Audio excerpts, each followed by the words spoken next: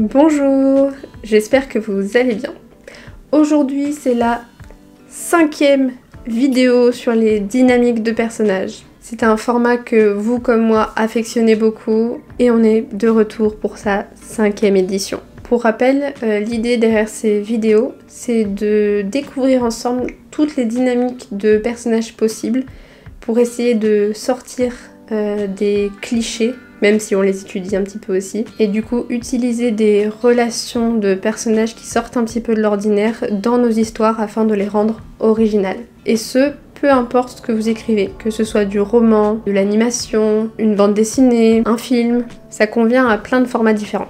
À chaque dynamique, je fais une description rapide de la relation des personnages, je propose quelques évolutions de cette dynamique et je donne des exemples concrets que vous pourrez retrouver dans différentes œuvres. Commençons donc sans plus attendre avec la première dynamique qui est celle du coup de foudre. Lorsque les personnages de cette dynamique se rencontrent, ils tombent immédiatement amoureux l'un de l'autre, peu importe la circonstance ou les circonstances de leur rencontre. L'amour de ces personnages est si fort qu'il est presque indestructible. Sauf changement radical de la personnalité de l'un ou de l'autre, ils s'accepteront toujours pour ce qu'ils sont. Au fil du temps, ils peuvent rencontrer quelques difficultés en découvrant leurs défauts respectifs, mais en général, ils surmontent toujours ce genre de phase. Si l'un des deux vient à perdre la vie, il est possible que le personnage encore vivant ne puisse jamais retomber amoureux, car il aura éternellement des sentiments pour le défunt. Comme exemple, j'ai choisi Will et Riley dans Sense8 et Anna et William dans Coup de foudre à Notting Hill. La deuxième dynamique est celle des voisins. Les voisins ont souvent une relation de courtoisie.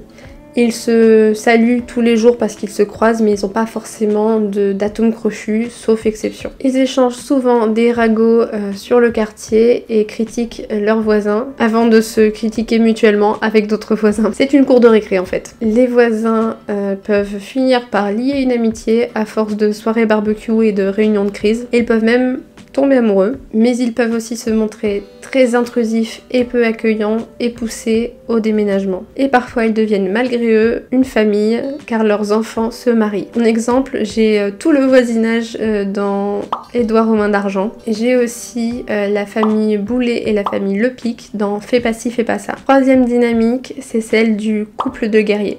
J'adore cette dynamique. Concrètement, ce couple vit dans un monde en conflit. Ils sont tous les deux d'excellents guerriers et se battent ensemble pour une cause commune. L'un peut potentiellement changer de camp et briser le couple, ou peut avoir été un espion de la cause ennemie et avoir menti depuis le début sur ses sentiments. Il est possible que l'un ou les deux meurent au combat et ils peuvent aussi se retrouver séparés pendant un très long moment, créant une inquiétude qui peut potentiellement rendre les personnages instables. En exemple, j'ai Bayek et Aya dans Assassin's Creed Origins et j'ai Paul et Shani dans Dune. La quatrième dynamique est celle des multiples personnalités. Là, ce qui est très intéressant, c'est que c'est un seul personnage qui a une relation avec lui-même, dans le sens où souvent ce personnage a un trouble dissociatif de la personnalité, et donc en lui se trouvent plusieurs personnalités, plusieurs personnes si on peut dire, et il peut potentiellement interagir plus ou moins avec ses autres personnalités. Ce qui est intéressant, c'est que ces personnalités ont souvent des identités et des capacités complètement différentes. Cette personne peut se battre avec elle-même pour savoir quelle personnalité domine, mais elle peut aussi les faire collaborer pour travailler dans un but commun. Il est aussi possible que des personnes mal intentionnées utilisent ce trouble contre cette personne et qu'elles essayent de le manipuler en le retournant lui-même contre lui. Juste avant que je passe aux exemples, je tiens à préciser que c'est pas forcément représentatif de la réalité. Je connais assez peu le trouble dissociatif de la personnalité, mais j'ai basé mon analyse et mes propositions d'évolution en fonction de ce que j'ai pu observer dans les œuvres et de la façon dont on pourrait utiliser cette dynamique dans une histoire. En exemple, j'ai choisi Mark et Steven dans Moon Knight et Elizabeth et Sue dans The Substance. Dans ce dernier exemple, le trouble de la personnalité est un petit peu exagéré parce qu'on a deux corps séparés mais qui vivent pas en même temps. Donc quelque part, ça peut être considéré comme faisant partie de cette dynamique. La cinquième dynamique est celle du double. Ça se rapproche un petit peu de celle dont on vient de parler, mais c'est quand même différent. Cette dynamique est composée de personnages identiques ou ayant la même identité. Lorsque ces personnages se retrouvent dans la même pièce, pour la première fois, ça crée généralement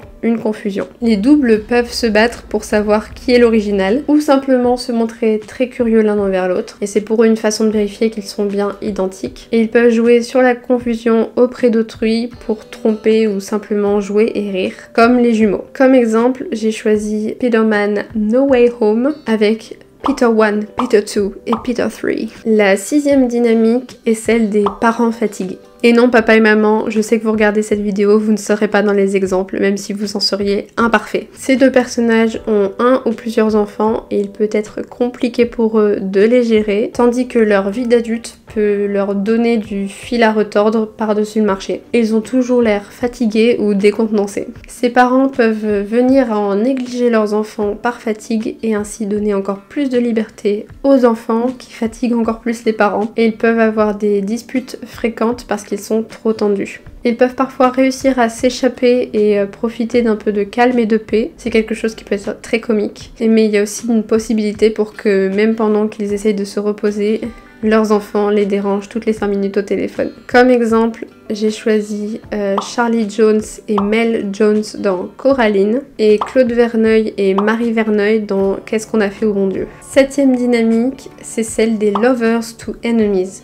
Donc d'amant à ennemi. On avait déjà vu enemies to lovers, donc là c'est l'inverse. Cette dynamique a un destin assez triste. Au début de leur relation, ces personnages s'aimaient, mais quelque chose a fait qu'ils ont dû se séparer et sont maintenant ennemis. S'ils sont dans un monde en guerre, ils peuvent potentiellement être amenés à se battre. Ils peuvent refuser de se battre à cause de leur passé, ou au contraire estimer qu'ils sont les seuls ayant le droit de s'en prendre l'un à l'autre. Dans un contexte plus actuel où la guerre se fait plutôt de manière médiatique, ils peuvent tenter de se détruire à coups de photos compromettantes et de secrets révélés. Ils peuvent cependant réussir à enterrer la hache de guerre et redevenir amis ou amants. Pour cette dynamique, en exemple, j'ai choisi Dumbledore et Grindelwald dans Les Animaux Fantastiques, mais également Jack et Wendy dans Shining. 8e dynamique, c'est celle des amoureux timides. Ce couple n'est pas du genre à se faire remarquer et vit sa romance en secret. Ils peuvent avoir du mal à se mettre en couple à cause de leur timidité, mais une fois qu'ils sont ensemble, ils ne se lâchent plus d'une semelle. Leur timidité fait qu'ils peuvent se retirer ensemble dans leur monde et se couper complètement de la société. Si bien que si une séparation survient, il peut être très difficile pour eux de reprendre contact avec l'extérieur. C'est le genre de couple qui peut se marier sur un coup de tête en tout petit comité, voire sans même prévenir personne du tout, et disparaître pour aller vivre son idylle ailleurs. En exemple, j'ai choisi Amélie et Nino dans Le fabuleux destin d'Amélie Poulain. 9e dynamique, c'est celle du duo de collègues. On avait déjà parlé du trio de collègues, mais là c'est un petit peu différent. Le duo de collègues peut être très fusionnel ou au contraire se détester.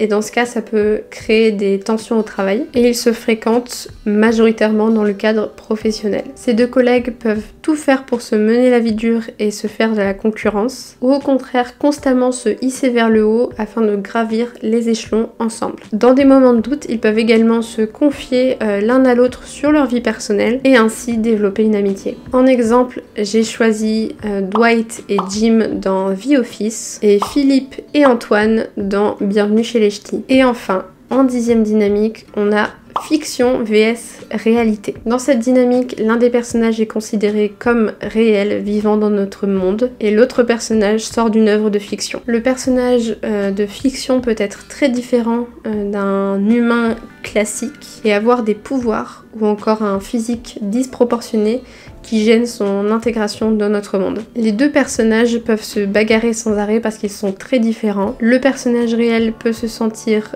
envahi par l'arrivée soudaine du personnage fictif dans sa vie, mais ils peuvent aussi devenir amis. D'autres personnages du monde fictif peuvent venir dans le monde réel à la recherche du personnage qui s'est échappé, et le personnage réel peut aussi se retrouver plongé dans le monde fictif. Et en exemple, j'ai choisi Gisèle et Robert dans Il était une fois. Et voilà, ça fait des dynamiques une fois de plus. On en est à 50 dynamiques étudiées sur la chaîne. N'hésitez pas à laisser un like, un commentaire en me disant quelle dynamique vous avez préférée et à vous abonner. C'était Guettis. Bye bye!